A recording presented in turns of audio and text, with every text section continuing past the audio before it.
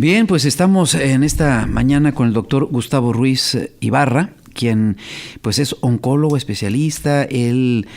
Vamos a platicar con él un tema muy importante. Ya sabe usted, la especialidad ya lo dimos a conocer, que es oncología. Muy preparado en el aspecto que ha estado vigente. Estábamos platicando hace unos minutos de cómo se está actualizando, y realmente le agradecemos que estés en Estéreo 91, mi doctor, porque creo que va a ser un programa de mucho interés por la temática, y además porque pues se puede ver muchos factores que creo que es a todos los niveles en la familia, en todos los niveles, no importa aquí hombres o mujeres, hasta niños, desgraciadamente, todo esto que está involucrado los pacientes con oncología, ¿no? Entonces, muchas gracias por estar con nosotros. Muchas gracias, Toño, muchas gracias por ser nuevamente considerado para participar en este programa tan importante, Sábados de Salud, y pues abierto para las preguntas, claro, los cuestionamientos que nos puedan ser de utilidad. Claro que sí. Primero, obviamente, mira, siempre lo hemos dicho y lo hemos comentado. Cuando uno va con el médico, bueno, pues va porque trae un dolor de garganta y todo. Y regularmente, bueno, pues ya sabe que es una infección, o por lo menos prevé que puede ser eso. Pero cuando uno ya lo refieren, o por alguna situación llega con la oncología, lo primero que es el miedo, el temor, el pánico, la negación, porque a mí, muchos factores. Es un término todavía que da pues un gran temor, ¿verdad? Una asimilación es difícil.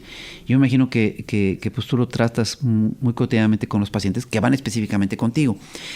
Es un factor ya de sinónimo el tener un cáncer, una cuestión oncológica, con la palabra muerte, la terminación. Ya no hay alternativa, no hay esperanza. Como lo dices, es una palabra muy estigmatizada. Desde luego que es un diagnóstico difícil de afrontar para cualquier persona y para el núcleo familiar en general, pero es una enfermedad para la cual hoy en día hay muchas herramientas que se están poniendo en práctica, y cada vez la medicina es de más equilibrio, en el sentido de que en ciudades pudiéramos considerar quizás no tan grandes como son Nuevo Laredo, se pueden hacer tratamientos muy completos como se llevarían en ciudades más grandes como Monterrey, como Ciudad de México, como Guadalajara, y tiene mucho que ver con el acceso a la información y el acceso a nuevas terapias que se tienen hoy en día, tanto en el ámbito institucional como en el ámbito público.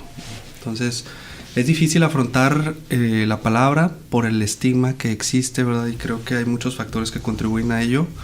Pero lo primero que tienen que hacer es no caer en pánico, ¿verdad? Y acercarse con una persona que pueda orientarles y que les pueda generar ese ambiente de confianza, ¿verdad? Y aterrizar todas las ideas que de pronto están en la mente, ¿verdad? Porque definitivamente las personas cercanas, los amigos, se acercan siempre con la mejor de las intenciones, pero a veces por la propia experiencia o por la falta de ella, de pronto algunas palabras pueden generar un eco que termina por afectar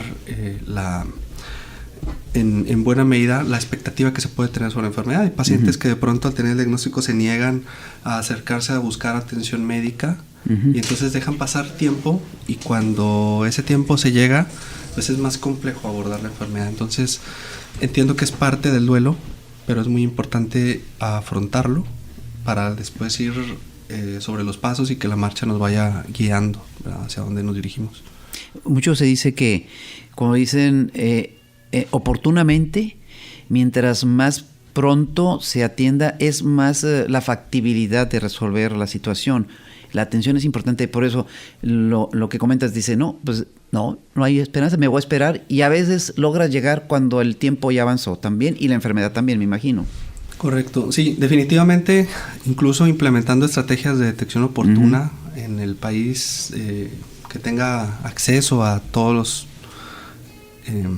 estas estrategias de prevención y detección oportuna, habrá personas con enfermedad avanzada y habrá personas con enfermedades a lo mejor en una etapa intermedia que pudiéramos decir van a requerir definitivamente más tratamientos en la secuencia que se debe establecer, a veces cirugía, a veces radiación, a veces quimioterapias, a veces otras terapias nuevas, como lo son la inmunoterapia, de la cual ya hemos hablado anteriormente, pero definitivamente incluso en escenarios más avanzados muchas veces los pacientes pueden llegar a tener respuestas increíblemente buenas, y eso lo vemos todo el tiempo en consulta. No es algo que vea exclusivamente yo. Hoy hay pacientes con enfermedades, pudiéramos decirlo, avanzadas o etapa 4, ¿verdad? Que yo creo que es bastante familiar para la gente entenderlo como una enfermedad que ha sembrado una semilla a distancia o ha hecho una metástasis, que pueden responder tan bien que llegan a ser respuestas completas, a través de estudios de imagen o remisiones, ¿verdad? O curaciones, como lo conocemos también. Entonces es algo que cada vez está menos lejos de la realidad o la actualidad para los pacientes, ¿verdad?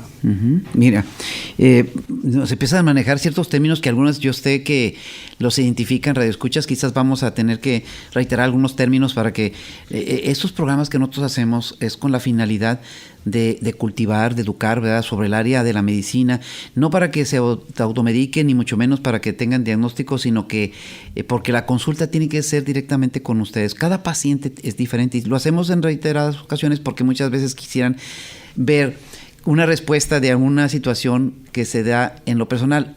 Aquí orientamos y damos en general. Y sí, nuestra línea telefónica abierta, el 715-1111, claro que sí, esas preguntas nosotros se las pasamos al doctor, él de una manera u otra las asimila, nosotros las hacemos llegar, a veces las utilizamos para hacer una retroalimentación por nuestras plataformas. Pero aquí lo importante es, por ejemplo, a ver, ahorita, ¿cómo estamos con respecto a la oncología? ¿Cómo ha evolucionado 10 años atrás, 20 años atrás, 30, 40, a lo mejor 50 años atrás? Es una especialidad que ha evolucionado muchísimo, que tú mismo nos puedes decir cómo ha evolucionado. Creo que ahorita que platicábamos, pues dices, oye, es que ahora que está ahí en una actualización, en una vigencia, en una su especialidad, ¿verdad? ¿La de Puebla? Correcto. Bueno, en esa, que ahorita nos platicas en detalle porque es muy interesante, cómo vas avanzando en lo que viene siendo esa enfermedad y ahora con mayor conocimiento, ¿no? Con mayor tecnología, por ejemplo. Ok, sí, pues el cáncer ha aumentado su incidencia y yo creo que sí vale la pena más adelante tocar en varios de esos factores que seguro que condicionan ese incremento en su incidencia, pero también ha evolucionado el arsenal que se tiene para combatir esta enfermedad, y esto es a través de trabajos conjuntos, ¿verdad? De varios especialistas, no de uno solo, y permitir que cada uno en su escenario, en su área específica, pues pueda desenvolverse correctamente. Entonces, específicamente en mi área, en oncología médica, para la gente que nos escucha por primera vez, pues mi especialidad es oncología médica. La oncología médica es la rama de la oncología que se encarga del tratamiento del cáncer a través de terapias médicas. Algunas son tomadas, algunas son intravenosas, otras intramusculares y algunas son tomadas. La naturaleza de estos medicamentos también es diferente. A grandes rasgos podemos agruparlos en 4 grandes tipos. Una es la quimioterapia, otra es la terapia blanco, otra es la inmunoterapia y otra es la hormonoterapia. Cada una de estas terapias han ido apareciendo a lo largo de la historia de la oncología y cambiando, digamos, el paradigma de la enfermedad. Pudiéramos poner como ejemplo uno de los más relevantes o emblemáticos, como para tener ese entendimiento, el cáncer de próstata. Es decir, es una enfermedad que depende de la testosterona para su crecimiento. La testosterona en el hombre se produce en los testículos y es necesaria para diferentes funciones biológicas, pero paradójicamente incentiva el crecimiento de las células tumorales del cáncer de próstata cuando se ha desarrollado. Entonces, una herramienta que hoy en día seguimos utilizando desde hace más de 80 años es bloquear el eje hormonal. Básicamente es causar una supresión hormonal o una castración. Inicialmente era quirúrgica y hoy en día hay tratamientos médicos para lograr eso, y eso en realidad logra controlar el curso de la enfermedad, incluso en etapas avanzadas. Bien. Entonces, la quimioterapia fue haciendo su aparición probablemente en los años 30, años 40, con enfermedades hematológicas más que oncológicas.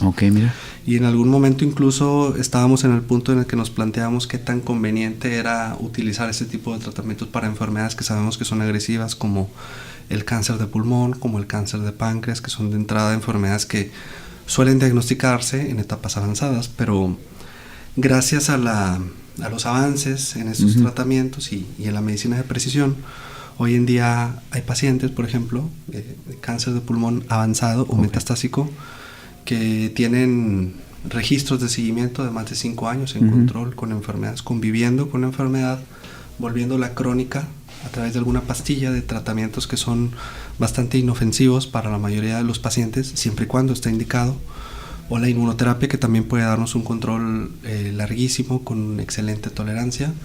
Y antes hablábamos de algunos meses quizás de supervivencia, porque estos pacientes muchas veces en realidad no recibían los tratamientos adecuados. Okay. Y hacia allá va la oncología y la medicina en general, okay, que es la medicina de precisión. Básicamente es entender el cáncer como una enfermedad, pero sabiendo o poniendo en claro que el cáncer es algo que creo que ya he repetido anteriormente. Más que una sola enfermedad, son un conjunto de enfermedades que se agrupan bajo un mismo término. Okay. El cáncer de vejiga, de próstata, de riñón, de mama, de páncreas, son enfermedades distintas en su naturaleza, pero comparten ciertas vías biológicas y ciertas condiciones, digamos, celulares. Uh-huh. ¿Qué es lo que pasa? Bueno, las células de nuestro cuerpo tienen, cada una de ellas, todo el genoma para crear un individuo de 0 a 100 por completo. Toda esa información, sin embargo, está segmentada, está compartimentada para que las células de la piel o del hígado, del páncreas, del cerebro ejerzan su función y solamente abran el capítulo que les corresponde. Okay. La célula del cáncer logra de alguna manera acceder a todos estos capítulos e incluso a los capítulos que se abren específicamente en las etapas embriológicas, uh-huh, cuando estamos en el útero de mamá. Okay. Entonces da capacidad de invadir, de migrar, de viajar a través de la sangre, y el cáncer empieza con la alteración o una serie de alteraciones genéticos que no pueden ser reparados, ¿verdad? Y que el sistema inmune es incapaz de alguna manera de reconocer. Y entonces esta célula se divide en 2 y 2 en 4 y 4 en 8 y así de manera exponencial. Okay. ¿Verdad? Con el tiempo van desarrollando mecanismos de diferenciación, de crecimiento, diseminación, dispersión. Okay. Y entonces hacer el diagnóstico en etapas tempranas nos permite atacar de una mejor manera. Entonces, para no perder la idea, la medicina de precisión o la oncología molecular, que es, uh-huh, la especialidad que yo estoy estudiando actualmente, está enfocada a conocer todos esos mecanismos moleculares que son, digamos, propios de cada una de las células. Incluso puede haber variabilidad, uh-huh, entre un mismo diagnóstico. Vamos a decir, un cáncer de pulmón puede tener diferentes perfiles moleculares, y el conocimiento de esas vías que llamamos de señalización, que son los mensajeros que utiliza el cáncer para su crecimiento, uh-huh, para hacer ese tipo de comportamientos, pues permiten a través del diseño de moléculas, uh-huh, encontrar ahora sí que la solución específica para una enfermedad. Hacia allá está evolucionando la medicina, y la oncología es pionera en este aspecto. Fíjate que es increíble, estaba imaginándome todo esto, y eso es para que también la gente tenga confianza, para que vea la evolución que ha tenido, y que esto es bien importante. Yo sé que simplemente hablamos de algo como la quimio y la radioterapia y todo esto, había paniqueado y había cosas muy, muy agresivas, ¿verdad? Que desgraciadamente, pero que hoy por hoy vamos a platicar en su momento. Queremos seguir platicando con el doctor Gustavo Ruiz Ibarra, oncología, porque un programa, 2 programas a veces es un tema tan extenso y tan transformador y tan cotidiano al mismo tiempo, que por cierto, danos cómo te localizan, dónde hacen cita contigo, cómo tienen contigo ese contacto para los amigos radioescuchas, y vamos a estarlo reiterando para que usted esté muy al pendiente, y si ahorita no tiene ahí lápiz y papel, no se mortifique, ahorita lo vamos a reiterar en varias ocasiones. ¿Cómo te localizan, doctor? Sí, claro, me pueden encontrar en Hospital de Especialidades, uh-huh, Avenida Álvaro Obregón, 3256, en el consultorio 302. Y el teléfono para las citas es el 867-281-8904, o sea, vía llamada o por WhatsApp. Ok. Vamos a reiterarlo, 867-281-8904. Ahorita vamos a seguir reiterando en el Hospital de Especialidades. Bien, a ver cómo andamos en los números, porque hablamos que ahorita mismo tú lo comentabas, la incidencia es importante, ha estado dándose. Vamos, ¿cómo estarán los números a nivel mundial? ¿Cómo estarán a nivel nacional e inclusive localmente, que tú estás aquí en Nuevo Laredo con esta regionalización de los ambos Laredos? ¿Cómo andamos en números? Más o menos, ¿cuáles son los últimos resultados que se tienen ustedes, que tú que estás involucrado en el área de la oncología? Sí, nos basamos en una recopilación de datos por la Organización Mundial de la Salud, que, uh-huh, es Globocan, Y el último reporte del 2002 nos habla de una incidencia aproximada, o sea, un número de casos nuevos por año de cerca de 20 millones, 19 millones. ¿En el mundo? Y fracción a nivel mundial. De los cuales, obviamente, hay una parte que es una incidencia acumulada. De esos pacientes, evidentemente, no todos van a fallecer, ¿verdad? Pero hay una fracción importante de los pacientes recién diagnosticados y los que han sido diagnosticados anteriormente que van a fallecer como consecuencia de esta enfermedad. Okay. Y está cercana a los 10 millones. A nivel de México, la incidencia ronda los 25,000 casos, pero probablemente está subetapificado. Okay. Creemos, no solamente yo, sino varios colegas, que probablemente la metodología a través de la cual se recopila esta información, pues se presta para que haya inexactitudes. Okay.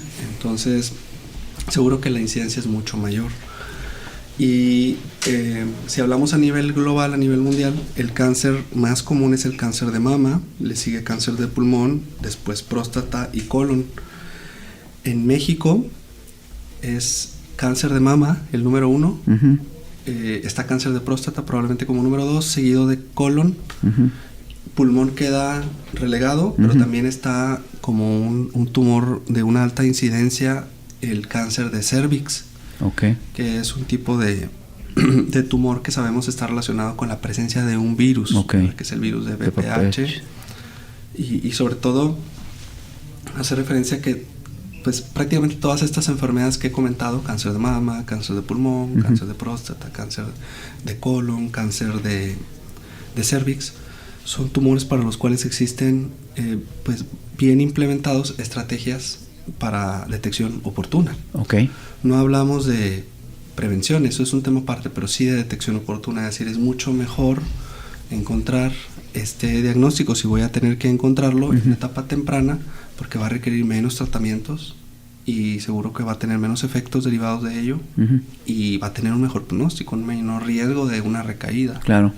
Fíjate, interesante estos números y realmente también impactantes a pesar de todo. Y podemos seguir platicando de ver cómo los números son el reflejo finalmente de una situación que también así sobre esos números, bueno, también ha crecido muchísimo una diversidad de medicación, de técnicas de control, en fin, de erradicación. Una pregunta aquí que yo creo que muchos están haciendo, ¿se puede quitar el cáncer a una persona? ¿Puede una persona que tenga un problema oncológico decir, usan mucho la palabra remisión, ¿verdad? Que también me gustaría que la explicaras porque la utilizan y se escucha mucho en las redes, ya sabes, en los medios, nosotros mismos lo sabemos y a veces ni siquiera sabemos cómo apreciarla en el conocimiento.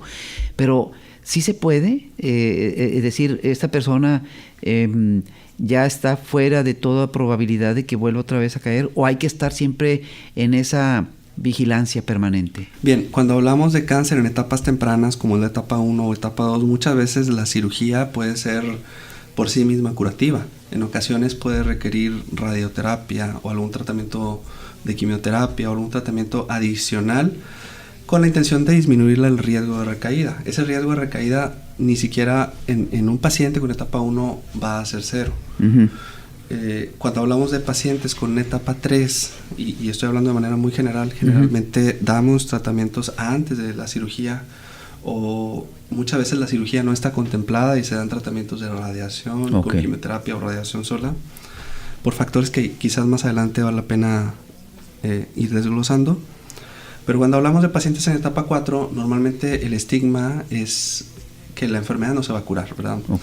Existen, sin embargo, tumores que desde hace más de 50 o 60 años curamos con mucha frecuencia, como son los tumores de testículo o un tipo de tumor raro de útero que se llama neoplasia trofoblástica gestacional, porque son tumores compuestos por células que son altamente sensibles a la quimioterapia. De allí en adelante, la mayoría de las enfermedades consideramos que solamente teníamos control sobre ellas a través de los medicamentos. Pero ha habido un nuevo advenimiento de tratamientos oncológicos nuevos, como son la inmunoterapia, y hoy en día hay pacientes con tumores que anteriormente eran altamente agresivos y no nos gustaba ver, como el melanoma, que pueden darnos altas tasas de curación, como los tumores de riñón, como los tumores de pulmón, que son hoy en día tumores que podríamos decir que sí se pueden curar, que pueden entrar en remisión.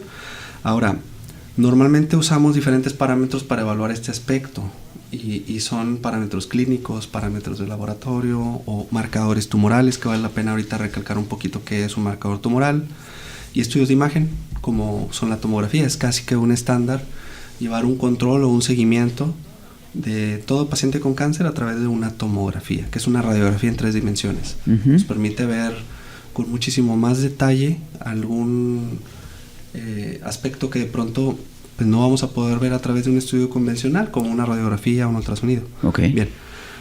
Entonces, ¿es la remisión posible? Okay. Hoy en día sí, a través de diferentes terapias. Incluso hay un término que seguro que no nos gusta mucho tocar a nosotros los oncólogos, porque nos genera un poquito de conflicto, porque normalmente estamos pensando todo el tiempo en cómo actúa un medicamento en cierta vía para lograr cierto objetivo, y nos basamos en estadísticas, pero siempre hay pacientes que se salen de esa estadística incluso para bien, ¿verdad? Que es lo que me gusta mucho recalcar. Y un tema muy muy estigmatizado, pero que sí se toca en el aspecto clínico, es la remisión espontánea. Es algo que si nosotros lo revisamos en una fuente fidedigna, lo podemos encontrar como 1 en 60,000 casos pueden llegar a tener algo que se llama remisión espontánea. Okay. Y esto lo recalco mucho porque a mí en consulta y con varios de mis pacientes me ha tocado ver varios casos, no uno, sino varios más. Y probablemente no sea yo el único oncólogo que lo llegue a notar o que lo llegue a percibir. En realidad, generalmente tratamos de asociar un padecimiento, un síntoma, una molestia a una medida farmacológica, a un medicamento. Okay. Pero descuidamos muchos otros aspectos importantes, como son la alimentación, el ejercicio físico, que vale la pena hablar de ello porque toda la interacción que tenemos con el ambiente, si fumamos o no fumamos, si tomamos o no tomamos alcohol, o dormimos o no dormimos bien, tenemos o no pensamientos positivos, tienen una regulación en nuestro sistema hormonal, endocrino, neurotransmisores a nivel cerebral, y esto cambia la expresión de los genes de nuestro cuerpo. Es algo que se llama epigenética. Entonces, una constante que se puede encontrar en esos pacientes que tienen respuestas espectacularmente buenas, pues son pacientes que tienden a cambiar su estilo de vida definitivamente, a generar una conciencia muy importante de la enfermedad, se mantienen optimistas o positivos. Son pacientes que pueden hacerlo por, vamos a decir, es un mecanismo, digamos, interno, interior, a través de la meditación, espiritualidad, religiosidad, o los hijos, o las cosas que importan en la vida, así como una buena alimentación, pero la conciencia de lo que realmente es una buena alimentación, ¿verdad? Quitar todo aquello que no es saludable, ni favorable, ni aprovechable para las células del cuerpo, ¿verdad? Porque es algo a lo que le prestamos poca atención, y que definitivamente el sueño también es súper importante. O sea, tan importante que prácticamente una tercera parte de nuestra vida la pasamos durmiendo, o deberíamos de pasarla durmiendo. Y solo para poner ejemplo, ¿verdad? Para ejemplificar la importancia del sueño, es aquellas personas que trabajan en turnos nocturnos o que se desvelan, podrían tener hasta 3 veces más riesgo de padecer cáncer. Porque durante el sueño se secretan hormonas importantes para la reparación de los genes, para la reparación del ADN, y sabemos que el cáncer parte de un mecanismo, digamos, no preciso o infructuoso para reparar las alteraciones que en el ADN se están generando todo el tiempo, ¿verdad? Y el ejercicio físico es súper importante también. El ejercicio de fuerza, el ejercicio en el que hay ganancia de masa muscular, porque el músculo competitivamente está haciéndole de alguna manera frente a la célula tumoral por los mismos recursos, o de pronto tipos de dietas o alimentación como el ayuno intermitente, como la dieta cetogénica, la dieta que imita el ayuno, utilizan vías alternas del metabolismo que no le son tan fáciles de utilizar a la célula del cáncer, o por lo menos parece alentizar su crecimiento, ¿verdad? Entonces, sí, generalmente aquellos pacientes que tienen respuestas espectaculares Y generalmente nos basamos en respuestas basadas por imagen, ¿verdad? Pero hay que ser muy conscientes de que una tomografía, por ejemplo, un TAC, tiene una capacidad de resolución limitada. Estamos hablando de que, para darnos una idea, lesiones menores a medio centímetro difícilmente van a ser detectadas con precisión, ¿verdad? A veces se pueden llegar a apreciar lesiones milimétricas en una tomografía, pero el cáncer, a final de cuentas, incluso en etapas tempranas, es una enfermedad sistémica, es decir, es una enfermedad avanzada en el sentido estricto de que hoy en día hay pruebas que nos permiten encontrar células tumorales circulando a través de la sangre por algo que llamamos biopsia líquida, y que nos hablan de que la enfermedad desde muy temprana aparición pudiera tener la capacidad de viajar a través de la sangre. Y los tratamientos entonces que damos de manera preventiva, después de que una persona ha sido operada, por ejemplo, buscan destruir estas células que sabemos que son las responsables de las recaídas por cáncer. Entonces, volviendo a la idea anterior, cuando tenemos una tomografía limpia, pues nos gusta sentir que no hay enfermedad. Cada situación tiene que individualizarse porque es muy diferente la conducta que se va a tomar en cada paciente. Pero para darnos una idea, pues en la cabeza de un alfiler pueden caber cientos de miles de células. Y eso no lo vamos a ver a través de un estudio de imagen.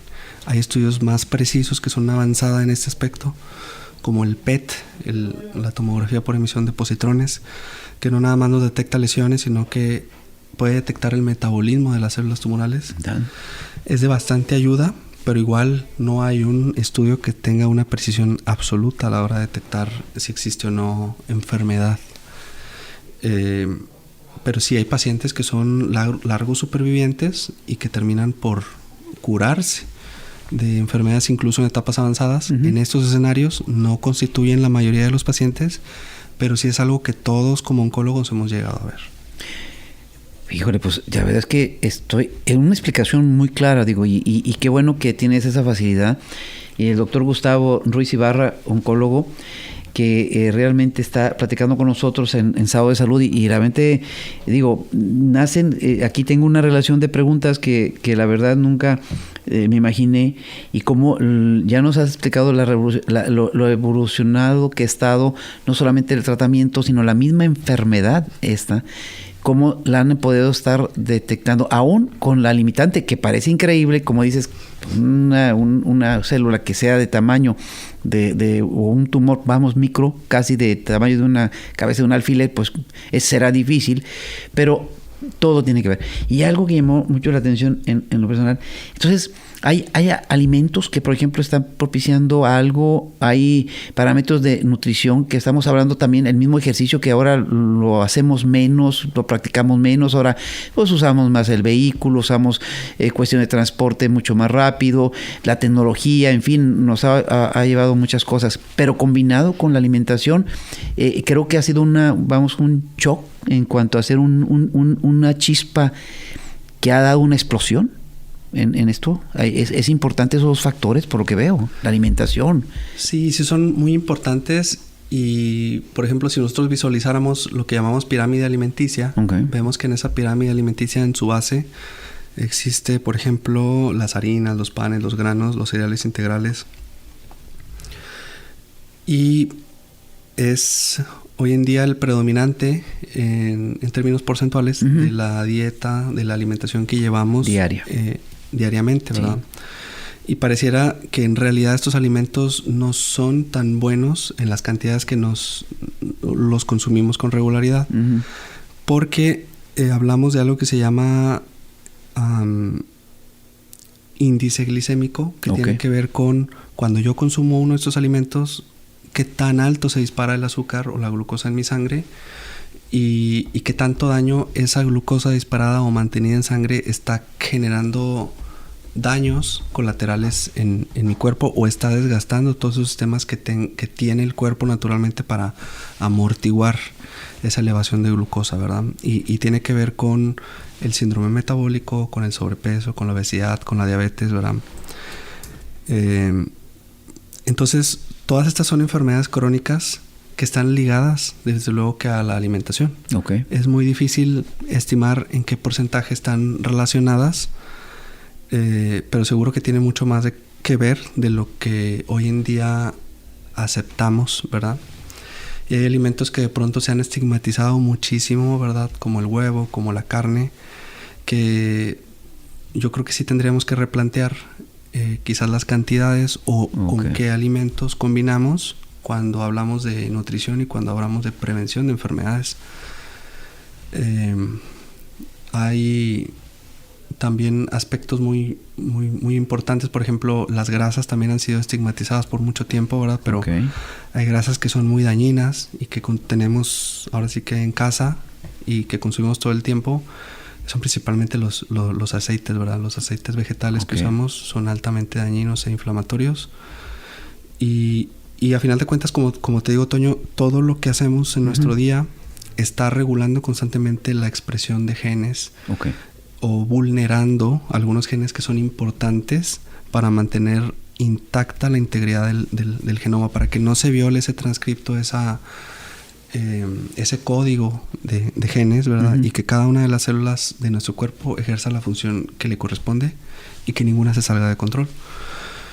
Entonces hablamos, por ejemplo, también del sueño, ¿verdad? De cómo las luces a las que nos exponemos, las pantallas, afectan también nuestro ciclo circadiano, ¿verdad? Y la secreción de hormona de crecimiento y melatonina, que ya comentamos que son importantes para reparar el ADN, ¿verdad?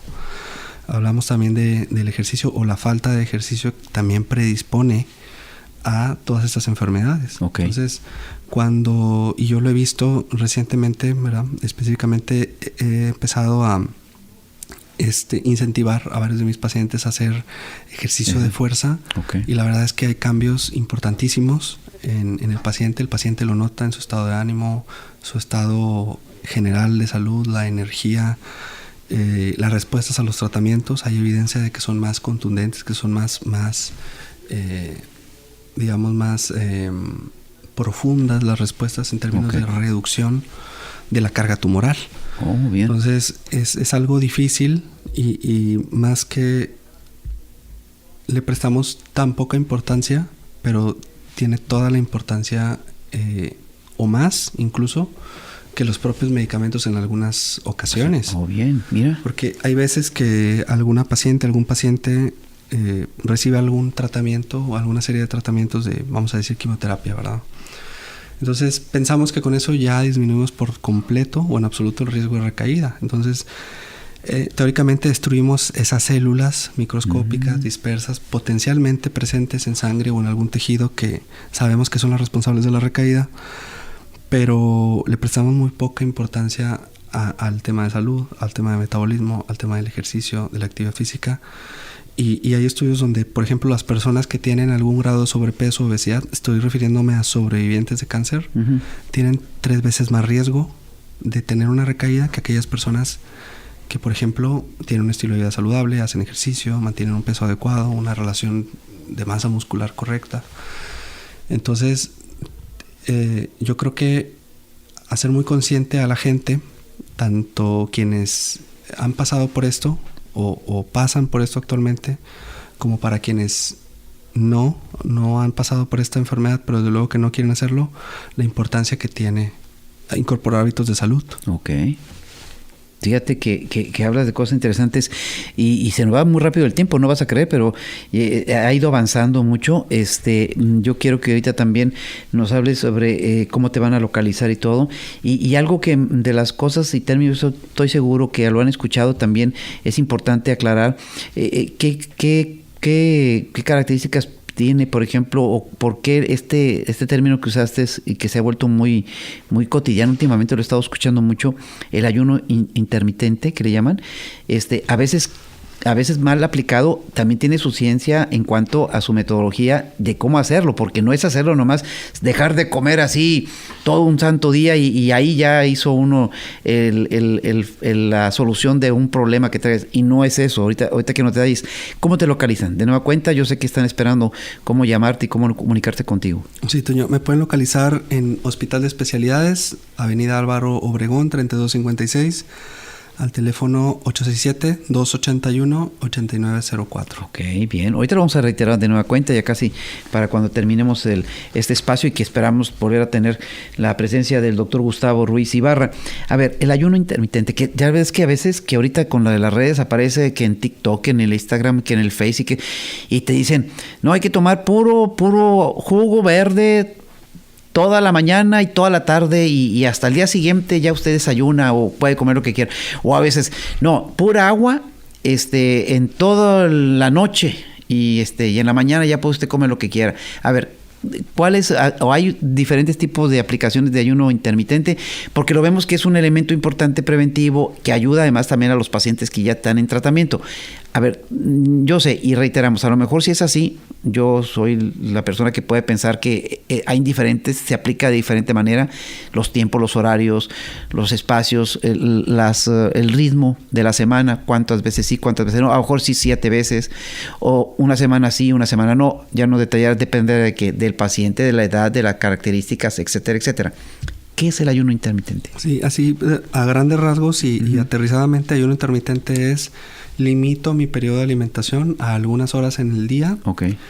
Y permito que mi cuerpo tenga un descanso metabólico durante un tiempo razonable. Okay. ¿Cuál es ese periodo? Pues hay, como ya lo dijiste, hay diferentes esquemas, bien, pudiéramos decir, de o variaciones del ayuno intermitente, pero clásicamente, y el que parece que tiene algo más de evidencia científica que podría ayudar a lo que tú ya comentaste, a prevenir enfermedades metabólicas, diabetes, hipertensión, cáncer, sobrepeso, es el ayuno de 16 horas, ¿verdad? Que pudiéramos ejemplificarlo. Yo le digo a mis pacientes, bueno, empezar ahora sí que romper el ayuno o hacer el desayuno a las 10 de la mañana y en un periodo de ventana de 8 horas, es decir, de 10 de la mañana a 6 de la tarde, hacer mis 2 o mis 3 comidas al día, ¿verdad? Y entonces a partir de las 6 de la tarde tratar de dejar en descanso metabólico a mi cuerpo. Entonces si contamos en un reloj continuo de 6 de la tarde a las 10 de la mañana el día siguiente han transcurrido 16 horas, incluyendo las horas en las que duermo. Okay. Durante el periodo de ayuno se puede tomar agua, se puede tomar té, pues preferentemente en la mañana, ¿verdad? Claro. Tampoco queremos que trastorne el sueño o que el paciente esté levantando la persona a orinar todo el tiempo y no tenga un descanso reparador. Pero en esencia es eso, ¿verdad? Y la verdad es que hay hoy en día muchas corrientes que defienden la importancia del ayuno prácticamente como un estilo de vida. Y se remontan probablemente a situaciones muy primitivas, cuando quizás vivíamos en cavernas o en grupos pequeños, ¿verdad? Y entonces teníamos que, al ser potencialmente vulnerables seguramente, así lo describen algunas personas o autores, pues cazábamos, recolectábamos, comíamos y entonces pues no había luz eléctrica y entonces teníamos que refugiarnos y dormir y temprano al día siguiente comer. O a veces pasábamos quizás días sin comer porque no había comida, como hoy día tenemos a disposición en refrigerador, a las cenas, las tiendas, sobre todo que es comida pues que no es de mucha utilidad. Muy procesada. Es altamente procesada, tiene pocos nutrientes. Entonces constituye la dieta de muchas personas o la mayoría de las personas, lamentablemente, ¿verdad? Entonces, hacer este periodo de descanso metabólico permite que el cuerpo ejecute reparaciones a nivel del ADN, a nivel celular, claro, autofagia, que es todas aquellas células que de pronto tienen errores, pues se puedan destruir por sí mismas, que activen sus códigos de autodestrucción y que no vaya a degenerar en alguna enfermedad. Se han hecho estudios incluso donde diferentes parámetros inflamatorios disminuyen durante los periodos de ayuno comparado con aquellas personas que no hacen o no practican este ayuno. Y además se utilizan vías alternas del metabolismo, ¿verdad? Como la cetogénesis, que es la degradación de las grasas, ¿verdad? Que tenemos en nuestro cuerpo almacenadas y generan pequeños sustancias que llamamos cuerpos cetónicos que tienen propiedades reguladoras a nivel del ADN y que evitan que las células estén todo el tiempo en una fase de síntesis y que las permite compactar o más bien compactar el ADN para que esté en una etapa en forma de lo que llamamos cromatina condensada no codifique a todas estas proteínas que pueden de pronto ayudar al crecimiento de células o que salgan de control. Y entonces ese es uno de los fundamentos a través de los cuales pareciera que el ayuno, ¿verdad?, puede contribuir a la prevención o la disminución en la incidencia del cáncer. Okay. Y también lo hemos visto en aquellos pacientes que lo practican, parece que también tiene algunos efectos favorables. Uh-huh. Mira, realmente es increíble en la forma en que lo detalla, creo que es muy asimilable.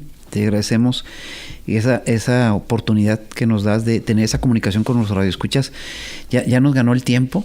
Es increíble, se nos fue bastante rápido para mí, en lo personal. Yo estoy seguro que también para los radioescuchas, que ahora ya tenemos un poco más de conocimiento y esa oportunidad. No se automedique, consulte. Yo siempre he dicho que el que pregunta no se equivoca. Cuidado con la comunicación esa espontánea, natural que existe, sobre todo con la facilidad de aplastarle un botoncito, de abrir el teléfono, de abrir la computadora. Siempre dude y pregunte. Sobre todo lo preventivo y sobre todo para solucionarlo. Y si ya tiene una situación oncológica, con mayor razón todavía hay que hacerlo. Dinos cómo te localizamos. Muy bien, Toño, me pueden localizar en Hospital de Especialidades, consultorio 302, tercer piso. Y se pueden comunicar al teléfono 867-281-8904 por Bien. llamada o por WhatsApp. Pues doctor Gustavo Ruiz Ibarra, realmente oncólogo molecular, especializándose en esto, conociendo y aprendiendo. Pues te agradecemos que hayas estado con nosotros en esta hora de Sábado de Salud. Te invitamos para que siempre estés con nosotros. Creo que es un tema que poco tratamos, pero que tenemos que darle más. Sabemos de tus ocupaciones y de todos tus pacientes. Seguramente ahorita te están esperando y queremos que sepas que tienes abiertas las puertas, porque nos interesa mucho seguir orientando, seguir educando, seguir cultivando, porque es la única forma en que vamos a poder erradicar no solamente el problema oncológico, sino también una gran variedad de enfermedades que están muy vigentes. Entonces te agradecemos y muchas gracias por estar con nosotros, ¿no? Muchas gracias a ti, Toño. No, al contrario. Bienvenido y esta es tu casa y sabes que están las puertas abiertas. Yo sé que la gente va a estar, nos va a pedir y exigir que regreses. Vas a ver que va a haber mucha comunicación con ellos y eso va a ser el factor. Ya hemos hecho la propuesta que en los próximos programas vamos a tener por ahí imágenes, videos, fotografías para que pueda recrearse. Ya veremos la forma de decirle a la gente que lo vea para que tenga una mejor apreciación. Sí, claro. de prevención y de conocer esta enfermedad, y que el estigma ese de que es muerte, es el fin, todo depende de la persona, de su estado anímico. Claro. Y de su fe, ¿verdad? Que es muy importante. Claro. Bueno, muchas gracias. Muchas gracias, Toño. Gracias a ti. Nosotros continuamos en Estéreo 91.